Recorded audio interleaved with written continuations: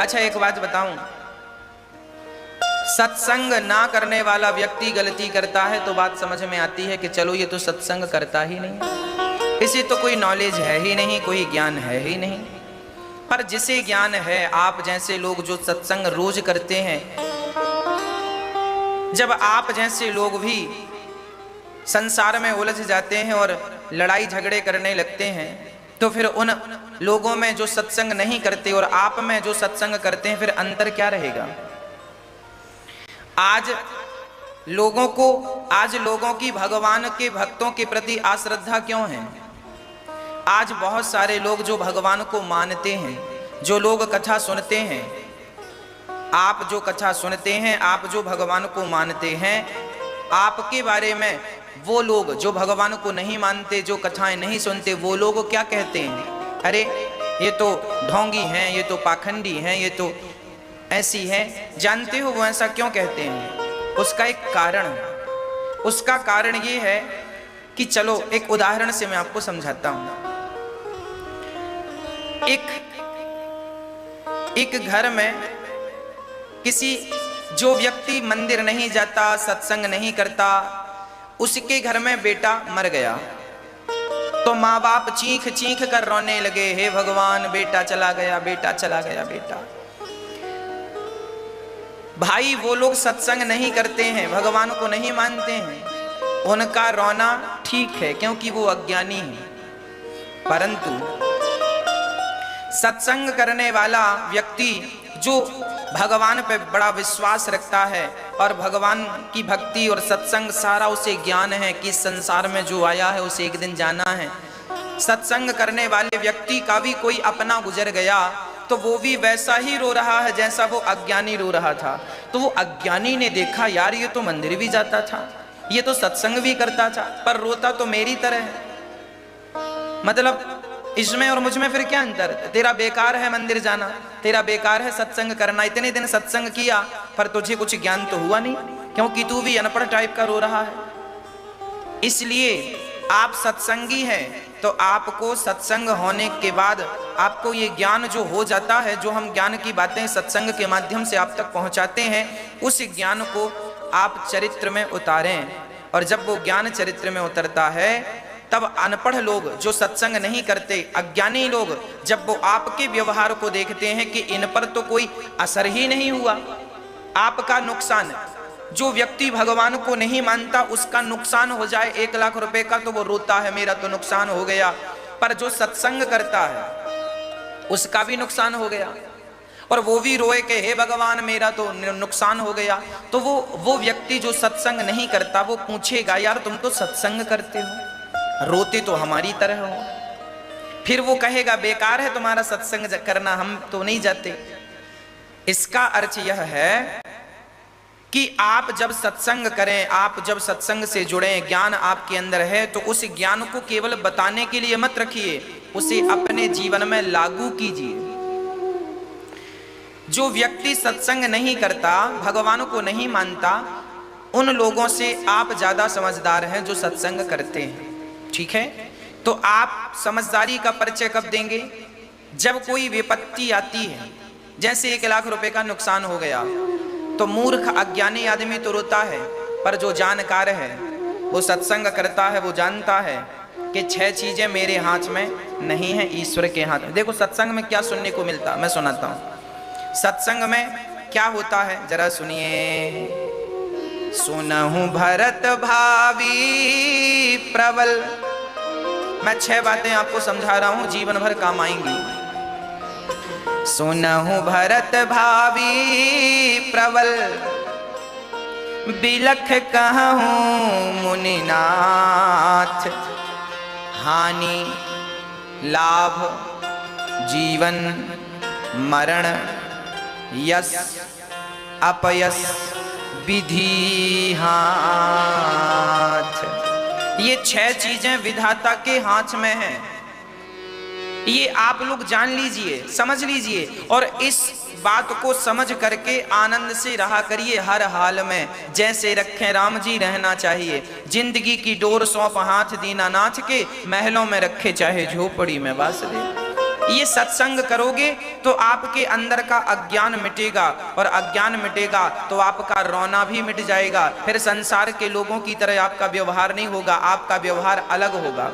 लोग आपसे सीखेंगे कि देखो ये आदमी तो हर हाल में प्रसन्न रहता है, अरे होंठों पे मुस्कान बनी रहे, यही तो सत्संग का फल है।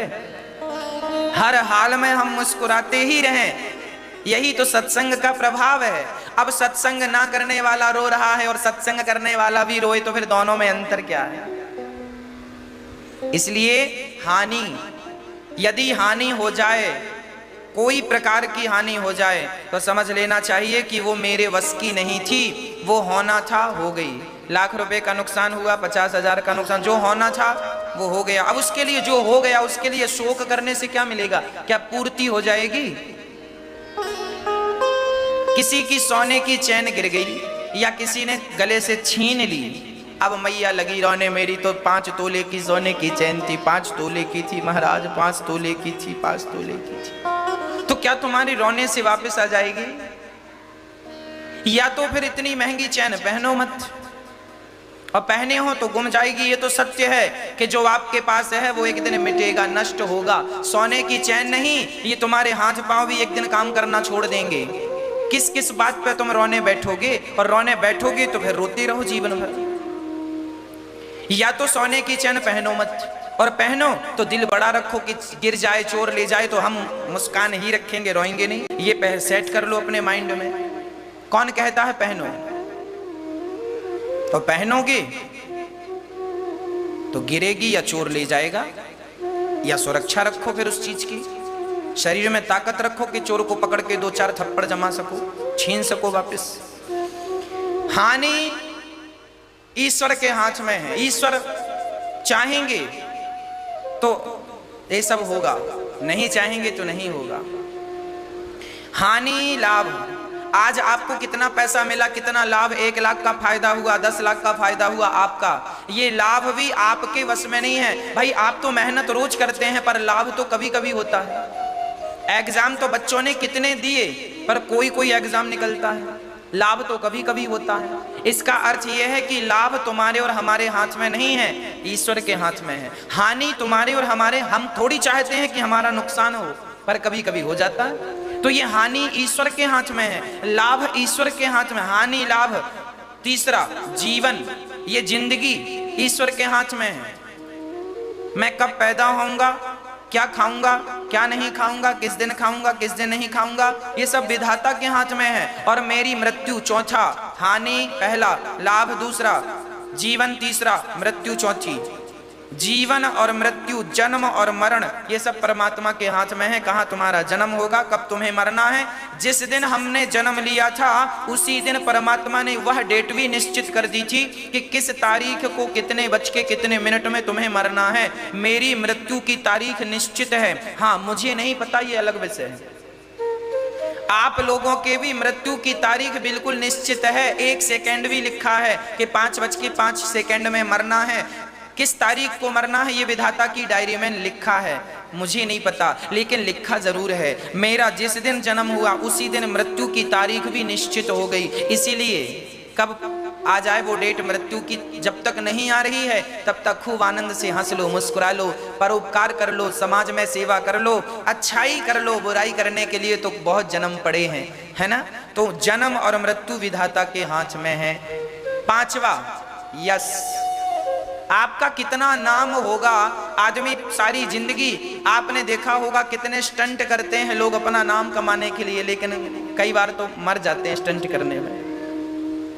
आपने देखा होगा कई बच्चे गाड़ी चलाते हैं तो एक चक्का उठा लेते हैं आगे का, बड़ी तेज गाड़ी चलाते हैं, कई बार डिवाइडर से टकरा जाते हैं, मर जाते हैं। वो सब ये क्यों करते हैं? नाम के लिए, कि मेरा भी नाम हो जाए, कि देखो मैं भी इतना बड़ा स्टंट कर लेता हूं। तो ये जो तुम्हारा नाम है ना, ईश्वर की कृपा होगी तो तुम्हारा नाम भी होगा। यश, यश किसके हाथ में है? ईश्वर के हाथ में है। इसीलिए आप अपना कर्म ईमानदारी से करते रहो, अपने आप आपके यश की पताका फहराने लग जाएगी। यश आप अपना चाहते हो तो केवल परोपकार कीजिए, अच्छे काम कीजिए, अपने आप आपका यश होगा, कीर्ति बढ़ेगी। और अपयश, बदनामी, ये बदनामी, कोई कहता है कि फलाने ने हमें बदनाम कर दिया, ना जी, कोई किसी को बदनाम नहीं करता। जब तुम अपने कर्म बिगाड़ लेते हो, जब परमात्मा की नजरों से गिर जाते हो, तो परमात्मा दंड कैसे देता है? परमात्मा किसी को, त्रेता युग में तो राम जी धनुष बाण से मारते थे रावण को, इस कलयुग में राम जी धनुष बाण से नहीं मारते। ज्यादा तुम अभिमान करोगे, ज्यादा तुम गलत काम करोगे तो भगवान थोड़ा सा घुमाएंगे, बदनामी हो जाएगी। ये जो बदनामी है, किसी की बदनामी हो जाए ना तो साहब सबसे बड़ा दुख होता है बदनामी का, बड़ी पीड़ा होती है। तो ये जो नाम है, बदनामी है, ये सब परमात्मा के हाथ में है, मेरे हाथ में कुछ नहीं है। मेरे हाथ में सिर्फ एक चीज है, मैं केवल भगवान का चिंतन करूं, मैं केवल इन हाथों से सेवा करूं, मैं केवल सच्चे मार्ग में चलूं, ये सब मेरे हाथ में है। बाकी 6 चीजें परमात्मा के हाथ में है। पर आदमी उल्टा करता है, नाम जपता नहीं है, पुण्य करता नहीं है, बस मेरा नाम हो जाए। अरे भाई, ये सब विधाता के हाथ में है, उनकी चीजें हैं, उन्हें करने दो। आप क्यों परेशान हो रहे हैं? इसलिए आपको इन चीजों में बिल्कुल परेशान नहीं होना है। भगवत चिंतन करिए, भगवान का नाम जपिए, आपका कल्याण होगा। श्री ध्रुव जी महाराज को उपदेश दिया उनके दादाजी ने, मनु जी ने। हमें भी अपने बच्चों को उपदेश करते रहना चाहिए। आप भी सत्संग करते रहेंगे तो आपका भी दुख कम ही रहेगा। अज्ञानियों की तरह रोया ना करो, अज्ञानियों की तरह पागल ना बना करो। सत्संग करते हो आप लोग, जरा समझदारी से रहा करो। अरे सत्संग ना करने वाले लोग झगड़ा करें तो बात समझ में आती है, पर जो सत्संग करने वाले लोग हैं वो भी झगड़ा करने लगे तो भाई ये तो बिल्कुल समझ के परे है। थोड़ी तो समझदारी होनी, यही तो सत्संग है। पर आज उल्टा होता है, इस कान से सुना, इस कान से निकाल दिया। ऐसा नहीं करना चाहिए। हम सत्संग करें, हम ज्ञान की बातें सुने। ये ज्ञान की जो बातें हैं, सत्संग जो है, ये दूसरों के लिए नहीं है, ये हमारे लिए। हम सुने और हम अपने जीवन में से लागू करें, चरितार्थ करें, उतारें। महाराज जी ने कहा, गुरु जी ने कहा, बेटा सच बोला करो। आपने सुन लिया ना, सच बोला करो। आपने सुन लिया और आगे पेस्ट कर दिया अपने बच्चों, बेटा सच बोला करो। पर खुद का नंबर आया सच बोलने का तो खुद झूठ बोल दिया। तो हमने सुना कि सच बोला करो, पर उस सच को हमने तो अपनाया नहीं। तो उस सच बोलने की बात जो सुनी, उसका अर्थ क्या? सुना तो हमने बहुत कुछ है, पर हमने उसे अपने जीवन में उतारा कितना है, ये बड़ी विडंबना है। एक बात बताओ, एक चेले ने अपने गुरुजी से कहा, गुरुजी हम कथाएं बहुत सुनते हैं, सत्संग बहुत करते हैं, पर गुरुजी हमारे जीवन में कोई बदलाव नहीं है। गुरुजी ने कहा, जाओ 5 लीटर शराब खरीद के लाओ। अब शराब खरीद के ले आया चेला। हाँ गुरुजी ले आया, क्या करना है? गुरुजी बोले पियो। अरे गुरुजी हम शराब नहीं पीते। अरे पागल, पीना नहीं है, मुंह पे रख के कुल्ला थूक देना है। मुंह में रखो, कुल्ला कर दो, मुंह में रखो। 5 लीटर शराब तुम्हें मुंह में रख के और थूक देना, कुल्ला करना है। पीना है, थूक देना, पीना थूक देना। हाँ गुरुजी। उसने पिया, थूक दिया, पिया 5 लीटर शराब पी के थूक दिया, कुल्ला कर दिया। गुरुजी ने कहा, नशा चढ़ा?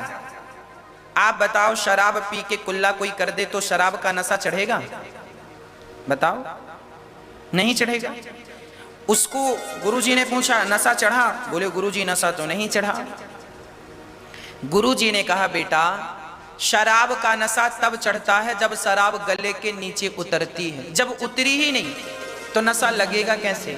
उसी प्रकार सत्संग अपना प्रभाव तब दिखाता है जब वो अंदर जाए, उतरे चरित्र में। अब सत्संग आपने किया तो बहुत है, पर वो उतरा नहीं आपके जीवन में, आपने उसे लागू नहीं किया, तो कितना भी सत्संग कर लो, क्या फायदा उसका? इसीलिए जो ज्ञान की चर्चाएं हैं वो केवल पड़ोसन को बताने के लिए नहीं है, वो हमारे जीवन में उतारने के लिए। उतारिए। यदि आप इन बातों पे अमल करेंगे तो मैं आपको कहता हूं, आपके जिंदगी का 99% दुख अपने आप मिट जाएगा। बस 1% दुख रह जाएगा, और वो 1% दुख भी इस बात का रहेगा कि प्रभु मेरी जिंदगी बीत रही है, आपका दर्शन नहीं हुआ। यदि आपका रोना भगवान के लिए है तब तो आप जीत गए, और आपका रोना संसार के लिए है तब तो आप ये जंग हार गए। ये मनुष्य का तन पाना अर्थात ईश्वर को प्राप्त करने के लिए प्राप्त करना है। यदि इस शरीर से परमात्मा को पा लिया तब तो मानव जन्म सार्थक है, और यदि नहीं पाया तो फिर हार गए, जंग हम हार गए। तो हमारा सांसारिक दुख मिट जाएगा उस दिन जिस दिन हम ज्ञान को धारण कर लेंगे।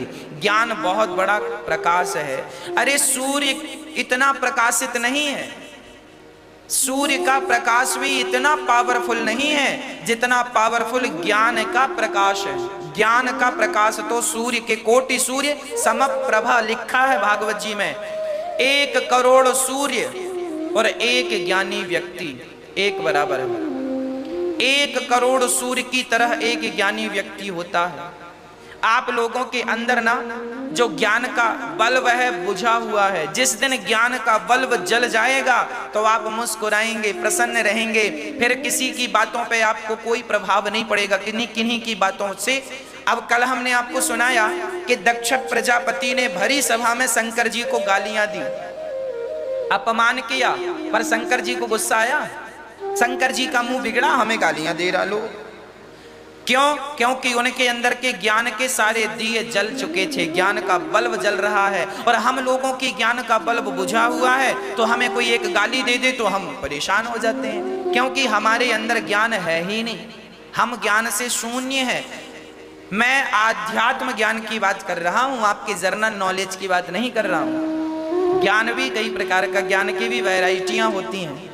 मैं उस ज्ञान की बात करता हूं जिस ज्ञान से आपका सदा सदा के लिए रोना मिट जाए, सदा आपके होंठों पे प्रसन्नता, जब भी आपको देखे तो एक अलग सी मुस्कान आपके चेहरे पे दिखे, आप मुस्कुराते हुए नजर आए। आपके होंठों पे मुस्कान तभी बनेगी, आप कभी मंदिर जाकर देखें तो राधा कृष्ण मुस्कुरा रहे हैं, सीताराम मुस्कुरा रहे हैं। किसी भी मंदिर जाइए, देवी देवताओं को देखिए, सदा मुस्कुरा रहे हैं। क्यों? क्योंकि उनके अंदर ज्ञान का लाइट, ज्ञान का बल्ब जला हुआ है। और आदमियों को देखो, जब भी देखो क्या, अरे बड़े परेशान है, बड़ी परेशान है, बड़ी, जब भी देखो, जब भी सुनो, जब भी बोलो, जब भी मिलो, बड़े परेशान है, रो रहे हैं, दिन रात रो रहे हैं, ना नींद आ रही है, करवट बदल रहे हैं, उल्लू की तरह ताक रहे हैं बस, क्योंकि इनके ज्ञान का बल्ब बुझा हुआ है, अज्ञानी है ये।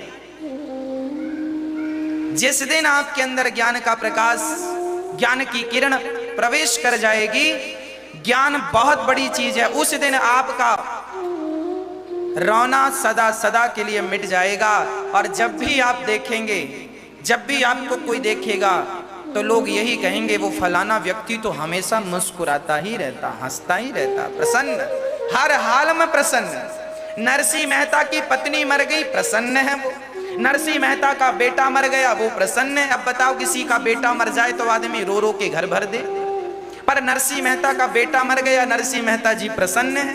क्यों? क्योंकि उनके अंदर के ज्ञान का दीपक जल चुका था। ज्ञान क्या है? क्या आपको पता नहीं है कि एक दिन आप मरेंगे? क्या आपको पता नहीं है कि एक दिन आपकी पत्नी मरेगी? क्या आपको पता नहीं है कि एक दिन आपका पति मर जाएगा? अरे सबको सब चीजें पता है, पर फिर भी आदमी अज्ञान में रहना चाहता है, वो ज्ञान की तरफ जाता ही नहीं है। क्या करें? नरसिंह मेहता की पत्नी मरी, बेटा मर गया जवान। किसी ने कहा, नरसिंह जरा रो तो लो, सब रो रहे हैं, तुम्हारा जवान बेटा मरा, तुम रोते नहीं हो। नरसिंह जी बोली, रोना, नरसिंह जी बोले, रोना किस बात का, ये तो भगवान की कृपा है। कृपा कैसी है? बोले, अभी तक मुझे बच्चे को संभालने के लिए थोड़ी सी जिम्मेदारी थी, परमात्मा ने मुझे उस जिम्मेदारी से मुक्त कर दिया। अब मैं सदा भगवान का चिंतन करूंगा, और मेरा बेटा कहीं गया थोड़ी है, भगवान ने क्या था, भगवान ने बुला लिया, मैं भी वहीं से आया हूं, मैं भी एक दिन, आज बेटा चला गया, कल मैं जाऊंगा, रोना किस बात का? ये देखो, ज्ञान इतनी सी बात कह के सुखी हो जाता। अज्ञानी आदमी को समझाते रहो, ये भाई, अब कोई अज्ञानी रो रहा, उसे समझाओ, सुनो मत रो, होनी है, जाना तो पड़ता है, नहीं नहीं, हमारे साथ ही क्यों गलत होता, हमारी हमारी। अरे हमारी हमारी क्या, सबके साथ होता है। कौन है ऐसा जो नहीं मरता, बताओ? सबको मरना है। मरने से सब जग डरा, मेरे मन आनंद, कब मरी हूं कब बैठी हूं पूर्ण परमानंद। कबीर दास जी कहते हैं, हे भगवान मैं तो मौत का इंतजार कर रहा हूं। कबीर दास जी से किसी ने कहा, तो मौत का इंतजार क्यों कर रहे हो? अरे बोले, जब मरूंगा तभी तो भगवान से मिलूंगा। भगवान से मिलने के लिए तो ये शरीर पर्याप्त नहीं है ना, छोड़ के दूसरा शरीर मिलेगा, उस शरीर से भगवान को पाएंगे। ये भगवान की खेती है भैया। किसान खेत में गेहूं बोता है, खाद डालता है, पानी डालता है, पालता है, उस समय आने पे किसान खुद फसल को काट लेता। उसी प्रकार ये परमात्मा की खेती हो तुम और हम। हमारा जन्म हुआ, खाओ पियो मौज करो और बस एक दिन चले जाओ, पर हंसते हंसते जाना। कबीरदास जी कहते हैं, कबीरा जब पैदा भये जग हंसे हम रोए। हम जब पैदा हुए थे तो सब हंस रहे थे, बेटा हुआ बेटा हुआ, और हम तो कह कह करके रो रहे थे। हम रो रहे थे और दुनिया हंस रही थी। अब कुछ ऐसा कर जाना कि हम तो हंसते हंसते जाएं और दुनिया हमारे नाम पर रोए कि बड़ा भला व्यक्ति चला गया। वाह! आप भी जब मरना तो जरा हंसते हंसते मरना। भगवान हर मंदिर में बैठकर मुस्कुरा रहे हैं, आप भी हर जगह मुस्कुराया करो। जिंदगी में जिंदगी का राज पाना चाहिए, जिंदगी में जिंदगी को मुस्कुराना चाहिए। जिंदगी में जिंदगी की शर्त पूरी ना हो तो जिंदगी को जिंदगी से रूठ जाना चाहिए। हम तो कहते हैं हर हाल में हर ख्याल में मुस्कुराया करो, प्रसन्न रहा करो। आना जाना ये कोई आज से शुरू नहीं हुआ, जिस दिन से पृथ्वी बनी उस दिन से आना जाना। कितने बार हम गए, कितनी बार हम आए, ये कोई आज का नियम थोड़ी है। जड़ भरत जंगल में गए थे सब छोड़ छाड़ करके, एक मृग से मोह कर लिया।